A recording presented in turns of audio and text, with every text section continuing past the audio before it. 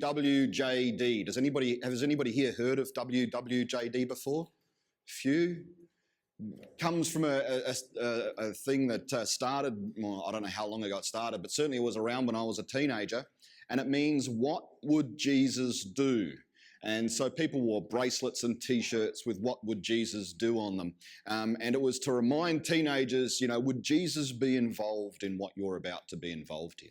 So when you went to a party, you would feel guilty and think, would Jesus be here doing this with me? Would he be involved in what I'm involved in? When your friends are telling a dirty joke, would Jesus be involved in you hearing that dirty joke? Would Jesus be involved in that as well? And it can have a good perspective, what would Jesus do? Because it makes you ask the question, should I be doing what I'm doing? But I believe that really it was all about guilt and trying to make you feel as guilty as possible so you didn't get up to mischief and get up to things that you shouldn't be doing. And it probably worked for quite a few people as well. So it's probably not necessarily a bad thing in itself. But I think it's a good question to ask ourselves, what would Jesus do? Now, bear with me. I will come to the passage and you'll understand where I'm going with it. But we need to ask ourselves, what would Jesus do in many, many situations as Christians? And there's so many things that we have to do.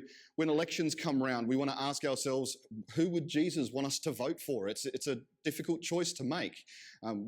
Which is the right person or party to vote for? And should I choose this person or that person? And we have to make a choice when it comes to voting, and we have to make a decision. So it's a good question to ask. It's a good question to ask when you're going for jobs. Which job does Jesus want me to have? Where does he want me to work? What country does he want me to work in?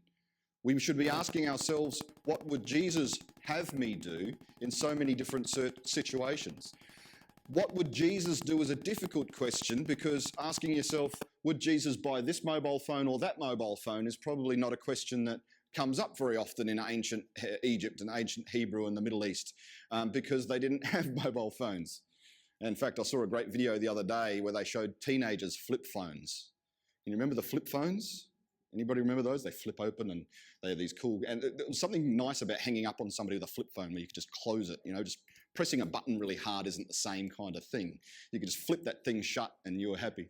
But they showed these teenagers flip phones and they're looking at it going, doesn't even have a screen. What do I do with this? It looks like a calculator. You sure this isn't a pager?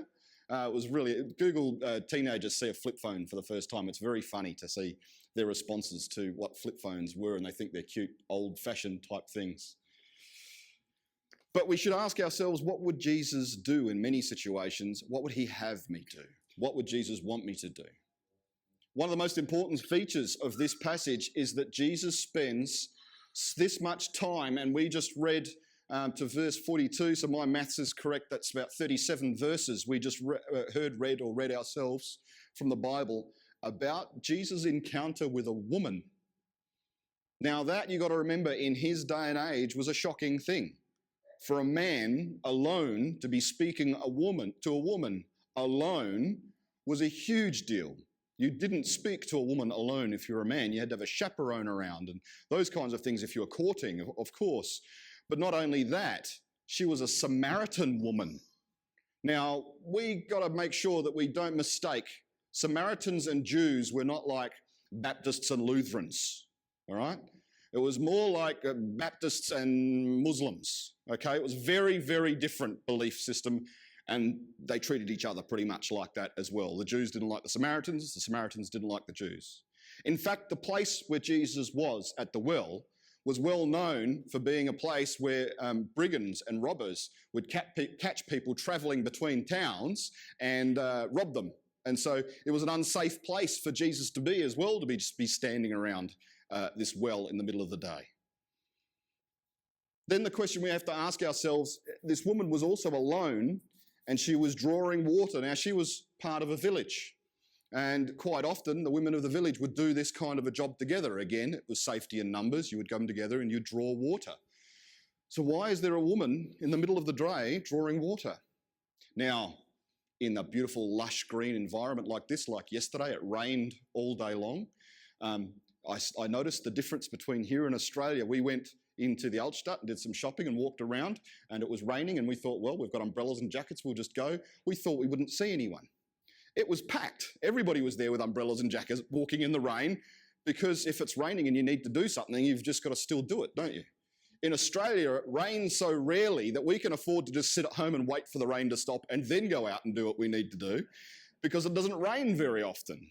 So most of us would think it's nuts to go out in the rain and go shopping, because we don't see rain that much. It's also, in the heat of the day, is one of the worst times to go out, particularly if you're in summer. It's a very hot time to go, and tourists get caught out all the time thinking that they can walk around in the heat of the day, and they get so many tourists who have to go to the emergency room through to dehydration because they don't realise how hot it actually gets in the middle of the day. There's an old saying, only mad dogs and Englishmen go out in the midday sun. So what is this woman out in the midday sun doing, collecting water all on her own, when she should have been doing it in the cool of the morning or the cool of the evening? She obviously didn't want to bump into anybody else. Now, we're not talking about a big city of 100,000 people. We're talking about, she would be near a village that would probably be a handful of families at most, maybe 100, 200 people. And in that kind of environment, you're talking about a group as big as our numbers. If you look at the people on our list, not just members, but people who attend and have something to do with this church, that's probably a church of this many. And in that, you would know most people. You would have the opportunity to meet most people. Now, we go off into our daily lives, into Lucerne and even further away and different places, so we don't see each other that regularly. But can you imagine if we were the only community, we were the only ones that we shopped from and bought our bread from and our flour and farming and all those things, you would know everybody and you'd know them fairly well. So what is she doing on her own? Well, she had a past. She had a history. She had 5 husbands. Now, it's highly unlikely that she was divorced from these 5 husbands. And it was quite common in that day and age for men to drop dead quite regularly from famine and wars and hard work. And the men tended to get married much older than the women. She was probably married as a teenager. She was probably married at 13, 14 years old. Would have been married off to a much older man, and then he possibly passed away from some reason, and then the only way she was able to get support was to be married to somebody else. So there's 5 husbands that we know of that she was actually married to, but the man she's with now isn't her husband. Now, that probably was pretty much the talk of the town, as you can imagine. So she wouldn't want to bump into any of the other women. I'm not saying that women are the only ones who gossip, because men can do that too. But, you know, it is a generalisation that women tend to have an ability to share with love with one another about someone, shall we say. We know that one? We're all giggling, so we all must know what I'm talking about. We must pray for such and such, because did you know... that happens from time to time, I'm sure. Probably not here, but it happens from time to time. Now, she knew the law very well. She's a Samaritan woman. She knew what the law was. She knew that he shouldn't be here talking to her. She knew that he shouldn't be doing what he's doing. She talks about the mountain. You notice how every time he talks about something personal, she changes the subject. Every time he talks about something a little bit deeper, she says, oh yes, well maybe one day the Messiah will come and he'll sort it all out for us in the end. And then he says to her, I'm the one. The guy you just talked about, that's me. And that's where she has to pay attention. That's where she has to listen. I want us to have a look at some of the things that Jesus didn't do. When we talk about what would Jesus do, what didn't Jesus do in this circumstance? Well, one, he didn't ignore her. He could have ignored her and just sat there and waited for her to collect her water and be on her way and not mess with her. But he spoke to her. Jesus made the move and spoke to her and said, can you give me a drink? Can you give me some of your water? He asked for something from her. He didn't ignore her at all. He started a conversation with her. He didn't hold her past life against her. He knew the truth of her past life. He was Jesus after all. But notice he didn't hold it against her. He didn't beat her over the head with it. He didn't say, bow down and grovel in front of me because of your past life or what you're going through right now or what you're involved in right now. He didn't do that either, did he? Did he? No, he didn't. He didn't treat her differently because of her sin. Now, she was no more sinful than anyone else. She was sinful, but let's face it, anyone who's whispering behind their hand to somebody else and gossiping, it's just as bad a sin as what she was doing. So we all giggle about that sin, but when we talk about someone living with somebody and not being married, we all think that's something bigger. Jesus didn't see it that way. Who here knows lots of sinners? Only a few of you. If you're sitting in this room, you know lots of sinners. Who here is a sinner? Oh, there's only a few of us. Okay.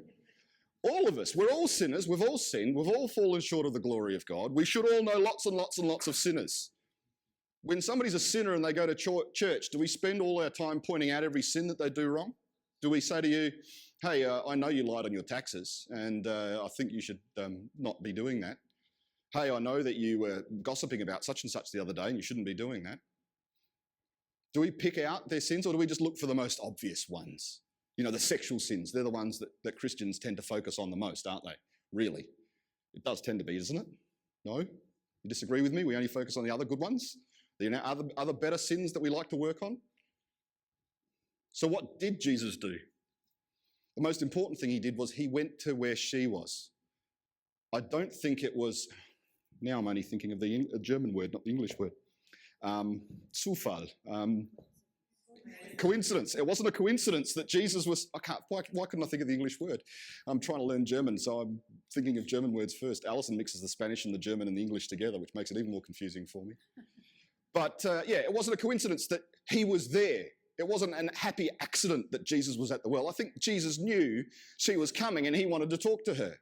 He went to where she was. He sent the rest of his disciples away so that he would have an opportunity to speak to this woman, because maybe he knew she wouldn't speak if there was a whole group of men there who might make her feel uncomfortable. Jesus went to her. Notice he doesn't sit ever in the building, in the synagogue and say, everybody come to me. Jesus goes out and about and spends his time walking around in ministry for 3 years, going to where people are, to the marketplaces, to their places, to their homes, to the streets, to where they're washing their clothes on the rocks at the river. Jesus goes to them. It's good to come in and hear and worship on a Sunday morning. And I like to remind everybody every now and again that this isn't church. We are the church. This building here, it's just a building. It's a place where we meet. We can call it the chapel, but it's not the church, because we are the church regardless of where we meet. We, the people, are God's church. Whether we're meeting in our homes or having breakfast downstairs or breakfast at Sonnenplatz or whatever, we are the church. Jesus went to where she was and he treated her with respect. He gave her a sense of respect that nobody else had given her in a very long time. Can you imagine how hard it would have been for her, with her background, to go to the people of that town and say, hey, listen to me, something amazing has happened, you need to hear what I have to say. How many people did she have to go to before someone actually listened to her? How many people just wrote her off and said, I'm not listening to you, I know your background, you're an evil, horrible sinner, I'm not having anything to do with you. How many people did she have to go to before they started listening and say, you've got to come see this guy? She was persistent. But he treated her with respect that gave her the courage to go and reach out to the other people of the town and say, you've got to hear this guy. You've got to hear him. I think he's the Messiah. I think he's the one who's going to come. He was the one who we've been told about. You've got to come hear him speak. Jesus offered her a new way of life. He offered her something new, living water, life without spirit. Jesus rightly said that salvation originally came from the Jews, but now things have changed. There's someone coming who's actually here now that's going to change all of that. That's all been changed now, because now you live with living water of spirit and truth. She knew her life was a mess, and she knew that Jesus could do something about it. How often, when our life is a mess, do we feel like Jesus can do something about it? It's not often, is it? In the midst of our mess, can we really feel that Jesus can do something about this? There's a movie that I really like, and I can't seem to find it on Netflix or on iTunes, but I'd like to get a hold of it. If anybody ever finds it for me, please grab it. It's called Joshua. I don't know if anyone's ever seen it. It's a great movie, and it's set in a small town in America where a stranger comes to town. And he comes to visit town and he starts to talk to people. And we find out later on that this is a what-if story. It's a what if Jesus turned up in your town? And Joshua is actually the English way of saying Yeshua or Jesus. And so this guy turns up, and we find out later on that it's actually Jesus who's come to this town and interacting with these townsfolk and interacting with these people. And there's one woman whose husband died in a car accident, and she's frustrated and her life is a mess. And she gets this big crystal glass vase and smashes it on the ground. And she said, my life was whole, it was complete, and now that is my life. And she smashes it to 1,000 pieces on the ground. And a couple of days later, the priest gives her this little figurine made from all the glass shards that she smashed and threw on the ground and said, here, Joshua made this for you. He turned something broken and a wreck and made it something beautiful and gave it back to her.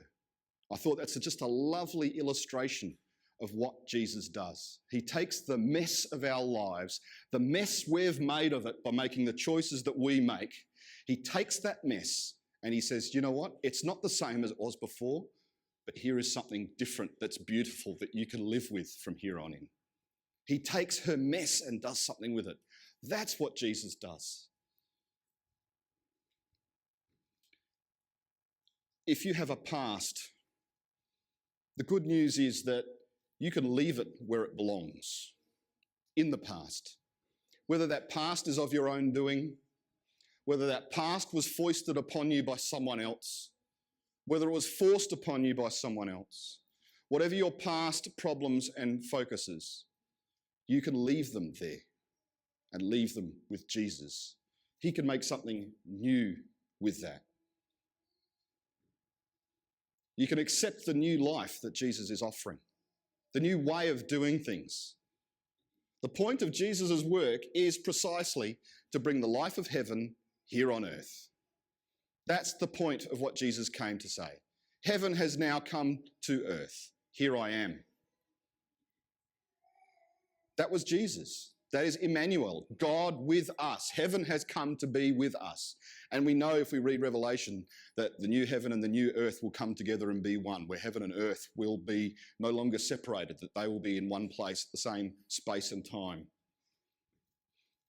Jesus calls us to join him in that task, that your will be done on earth as it is in heaven. We say that so often when we remember the Lord's Prayer. But that's what Jesus' job was to bring heaven to earth and to help us to understand that we have a role to play in that. So that we can tell the people who have a past, who have difficulties, who have problems, that they no longer need to leave them there.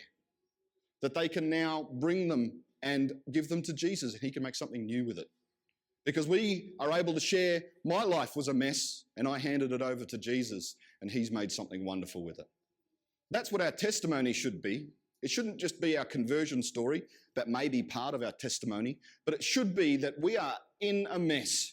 And you know what? Even though we're in the midst of a mess, we've handed it to Jesus.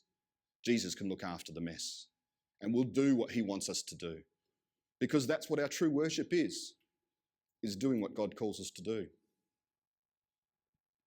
We don't want to separate ourselves and point the finger and to live as if the kingdom has begun now on earth is what we want to do. We don't want to separate and point the finger and say, we're separate, we're different to you. And too often we fail. We continue to make mistakes as Christians. It's okay. I keep telling my kids, it's all right to make mistakes. Making mistakes is important. It's an important part of learning. If you are perfect at everything, you don't have anything to learn. You need to make mistakes so that you can learn how to not do something and learn to make it better. Mistakes are okay. But we do need to start asking ourselves questions and say, instead of separating ourselves and pointing the finger, what would Jesus do? Would Jesus go to Fastnacht? Would Jesus be involved with those people who don't want to have anything to do with the church, but who are celebrating Fastnacht? I think if Jesus came to our town, he would. He would be hanging out where all the sinners are. He'd be going to them and saying, hey guys, do you know what this is really about? It's about me. I died on the cross and we're having this celebration to remember that in 40 days' time. Would Jesus be involved in that, or would he separate himself from that? Would Jesus tell women that they can't wear a scarf on their head because of their religious beliefs? Do we read that in this Bible? In this Bible passage here? Do we hear him saying to the Samaritan woman, the way you are believing is wrong, you should do things differently in that way? That's not what Jesus is saying at all. Yet we seem to think it's okay that we should tell women what to wear and how to wear it. If you look through the ages and see the way that women's fashions have changed, that we have women from our own faith who used to cover their hair. It used to be that you weren't allowed to come to church if you were a woman if you didn't cover your hair. And it's still that way in some churches, I believe, that you still have to cover your hair if you come to a Christian church. Is that what Jesus would be telling us to do? Would he be involved in that? Would Jesus cheer on a system where the rich get richer and the poor get poorer? Would Jesus be there going, yeah, keep that up, guys, that's excellent? Can't see anybody nodding their head saying, yeah, they agree that that's what Jesus would do. Yet that's what we seem to do. Capitalism seems to be the great god that we all want to cheer on. Someone is doing well when they have lots of money. Someone is blessed when they have lots of money. Why is money a blessing? Jesus actually says the opposite. He says it's actually really hard to have money and be a follower of Jesus. It's really difficult to be a follower of me and have money. It's easier for the camel to go through the eye of a needle. He doesn't say it's impossible. He's just saying it's pretty darn hard to be wealthy and be a follower of God. But yet that's the system that we cheer on. Would Jesus be involved in cheering that system on and saying that's the best way to go? Yet that seems to be the Christian fallback, doesn't it? I'm not saying there's anything inherently wrong with having money. I'm not saying that, don't get me wrong. Would Jesus be involved in any of those things? What would Jesus do in those situations? And this is probably one that will get me in the most trouble. Would Jesus picket an abortion clinic? Or would he be in there with those women who are in their most difficult time of their lives saying, you know, there's a better way, come with me? What would Jesus do? Where would Jesus have us spend our time and energy? Where would Jesus have us be? It's nice that we get together here on a Sunday, and because we're spread far and wide, it's hard to meet at other times during the week. I understand that. But you know what? I see the church meeting on a Sunday like an airport. The planes come in, they get cleaned up, they get refueled, and then they get sent out into all these different places. We come in, we get cleaned up by leaving our problems in our past with Jesus. We get refueled by worshipping God and celebrating together and knowing that we're not in this alone. And then we're sent out into every corner of Switzerland and some circumstances the world when those of you work further afield during the week. We're sent out all over the place to spread God's message and his wisdom with others. We need to go where the people are and become friends with the lowlives and outcasts of the world and offer them a drink of living water.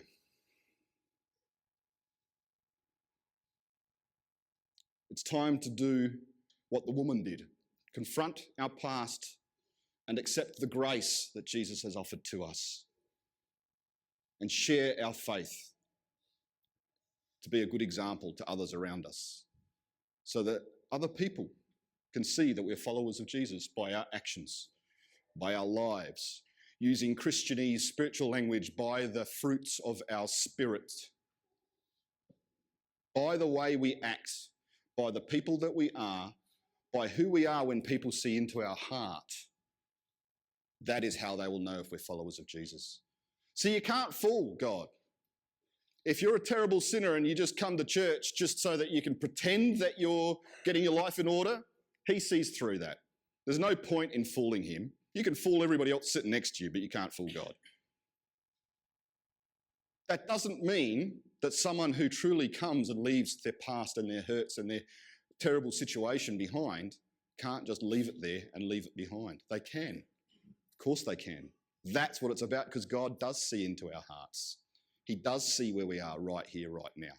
And he knows where we're headed. And sometimes we've got to actually forgive ourselves. Who here finds it hard to forgive themselves? I do. When I do something wrong and I mess up, I find it really hard to forgive myself. Marcus, you should know better. Marcus, you should do better. I hear that voice in my head saying, you're no good. Who do you think you are standing up the front there talking to people? You know you've sinned in this and this and this occasion. We've got to stop listening to that voice, hand it to God and say, I truly, truly am going to turn my life around and follow what I would have you do. But Lord, please don't let me continue to beat myself up, because that'll stop you from going to the other townspeople and saying, come listen to the guy who told me everything that I did. Be like the woman from the well. She wasn't a Christian, she wasn't a Jew, she was someone of a completely different faith. And Jesus used her to share the gospel with the people of that region. Let's pray. Father, we